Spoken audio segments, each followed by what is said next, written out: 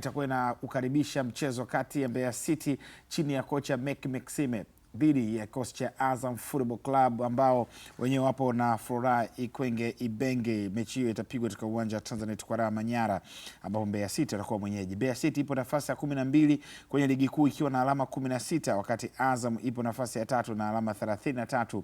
Kuelekea mchezo huo, makocha na wawakilishi wa wachezaji walizungumza hapo jana kuelekea mchezo wa leo. Unajua mara nyingi nafikiri ni mechi itakuwa ngumu kutokana na matokeo yetu na matokeo yao, kwa sababu wao watakuja kwa confidence kwa sababu wana matokeo mazuri na wana mwendelezo mzuri. Ni timu ambayo haijafungwa bado, kwa hiyo nafikiri watakuja kwa kujia. Tumeradhi kidogo kutokana na changamoto ya sauti hapo, lakini mambo yanakuwa mazuri. Tuangazie kuhusiana na takwimu za timu ya Mbeya City. Takwimu zao za ligi kuelekea mechi ya leo ni takwimu za ujumla. Wana matokeo gani? Michezo Mbeya City wamecheza michezo 17, wameshinda michezo 4, sare katika michezo 4, kupoteza mechi 9, magoli ya kufunga 16, magoli ya kufungwa 24, alama 16, nafasi ya 12. Wanatafuta kujipapatua kutoka chini. Ukiangalia maingizo ambayo yamefanyika ndani ya kikosi cha Mbeya City, Said Naushad ambaye alifunga bao la ushindi. Ukiangalia wakina Mbegu, Hassan Dirunga, wakina kiungo yule wakati ambaye alitoka Simba akaenda Mashujaa, alitoka Mashujaa akaenda Simba akarudi Mashujaa, Omari. Unaona timu ina watu. Ukiangalia kule mbele wakina Vitalis Mayanga, wakina Eliudi Ambokile, kuna wale vijana wawili wa Mecky Maxime ambaye toka nao Kagera Sugar. Ija Shamte pamoja na Said Naushad. Nyuma huku kuna Kevin Pemba Kingu pamoja na Ibrahim Mohamed, mara nyingi Baraka. Yani unaiona kabisa kwamba timu ipo ya kupambana, ile iko lebe intense ile. Unaiona hii Papo Nation inabidi ibakie ligi kuu. Wanamtiani sio mechi nyepesi sana kwao. Wanaanza dhidi ya Azam ambao timu haijapoteza mechi yote hadi hivi sasa. Wana sare nyingi ila baada hajaangusha alama 3. Ni mechi ambayo Mbeya City anaingia kama second team kiwanjani, licha ya kwamba yeye ndio yuko katika uwanja wa nyumbani. Wanaitwa kulandana kama namba hivi. Yule ana wakati mgumu. Namba kama hajacheza mechi yote tangu amejiunga na timu. Sawa, endelea lile. Kwa ni mechi ambayo Mbeya City wanafahamu ugumu wake, na ukitazamia msimu huu haujawa msimu mzuri sana kwa Mbeya City, hasa katika mechi ambazo Mbeya City yuko nyumbani. Mechi pekee ambayo ameondoka na alama 3 akiwa nyumbani ni mechi ambayo alikutana na KMC, mechi iliyoisha ambapo alipata ushindi wa goli 3-2. Kwa wanafahamu kabisa kwamba uwanja wa nyumbani hauja rafiki kwao, wanahitaji at least kuweza kunyanyuka kwa kiasi kikubwa sana. Moja ya maeneo ambayo natamani kuyashuhudia vya kutosha ni maeneo ya pembeni. Sasa umemzungumzia Yaya Mbegu na mara nyingi ni Baraka yule mara nyingi. Jina au anajua 3 mara nyingi Baraka mara nyingi. Kwa naweza kusema mara nyingi. Sawa, mara nyingi square. Mara nyingi square. Kwa ni moja ya sehemu ambayo naamini zitakuwa na usumbufu mkubwa kulingana na maeneo ambayo Azam pia wanapenda sana kuyatumia. Hasa uwepo wa mtu kama Idi Seleman Nado pamoja na mchezaji ambaye jezi namba 10 mpya ambaye naona Aba bonge moja la mchezaji ambaye pia amekuwa akisaidia Simsa katika kupandisha mashambulizi. Kwa ni mechi ambayo itakuwa busy sana katika eneo la pembeni kulingana na uwepo wa wachezaji hatari sana wa Azam ambao mara zote wamekuwa kipitia katika eneo la pembeni. Kitu kubwa ambacho Mbeya City lazima akubali kwa second team kiwanjani, akubali kuwa bora katika eneo lake la ulinzi, kwa sababu Azam sio timu ya kubeza, ni timu ambayo ina wachezaji ambao wanaweza kuattack zaidi, hasa ukimtazama kiwango ambacho Faisal Salum ako nacho msimu huu, mchezaji ambaye amehusika katika magoli mengi sana msimu huu. Kwa ni eneo ambalo lazima leo na usumbufu. Unajua Saadun tumeona namna ambavyo aliwapa game ngumu sana Simba katika mechi ya mwisho ambayo amecheza. Kwa ni mechi ambayo Azam pia wanaingia na lazima waingie na intensive ya hali ya juu. Tunakumbuka kwamba msimu uliopita pia Azam aliondolewa katika kombe la Azam Sports Federation na Mbeya City. Kwa hiyo kuna CRDB Bank Federation. Kwa unaona situation ambavyo ipo. Kwa ni mechi ambayo kila mmoja anaingia kiwanjani akihitaji alama 3.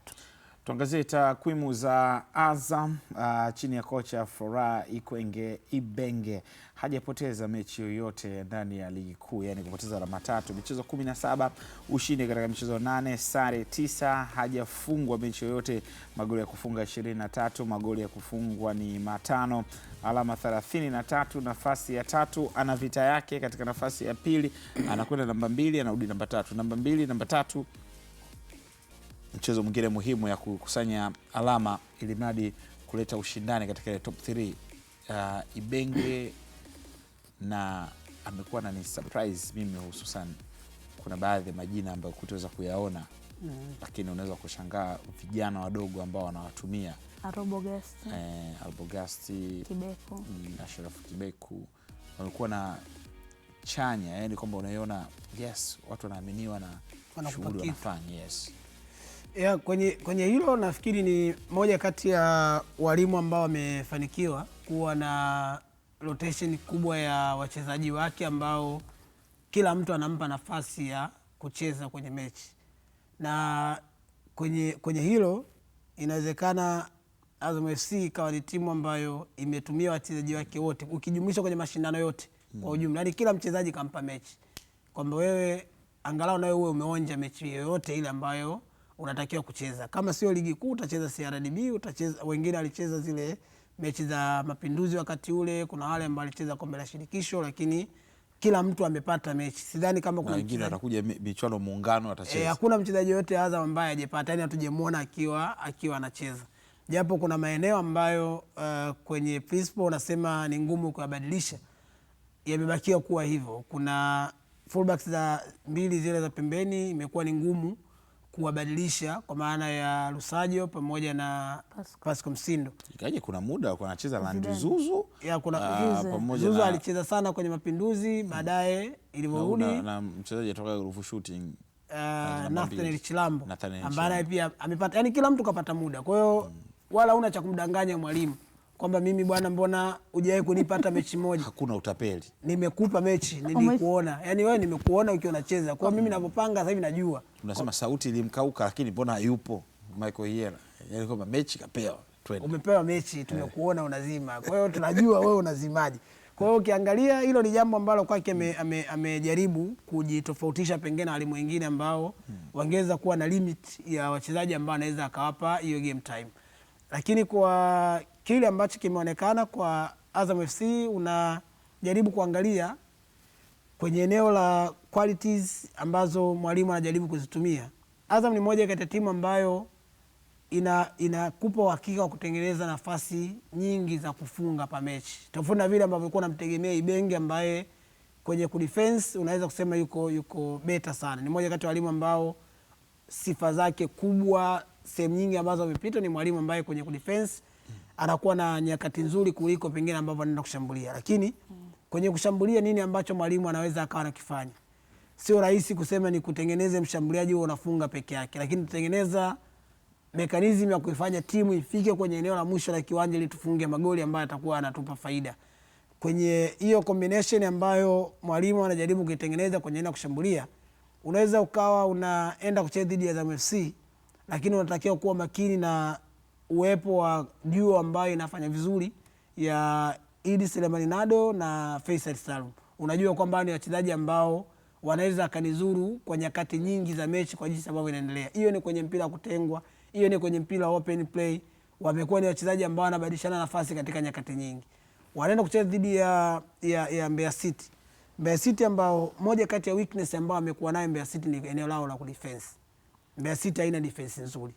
Yaani ni timu ambayo ukiangalia kuanzia tabia za wachezaji ambao wako kwenye timu na jinsi ambavyo timu inacheza, unaona kwamba wengi ni wachezaji ambao ni offensive wide minded kuliko wale ambao wako na defensive minded. Unaona nyakati nyingi hata kwenye takwimu unaweza kuona hilo pia limethibitishwa kwa sababu imefungwa magoli 24. Timu ambayo imefungwa magoli mengi ndio KMC ambayo imefungwa magoli 28, wao pia wako hapo kwenye list kwamba imefungwa magoli 24. Haya ni magoli mengi ambayo timu imefungwa mpaka sasa.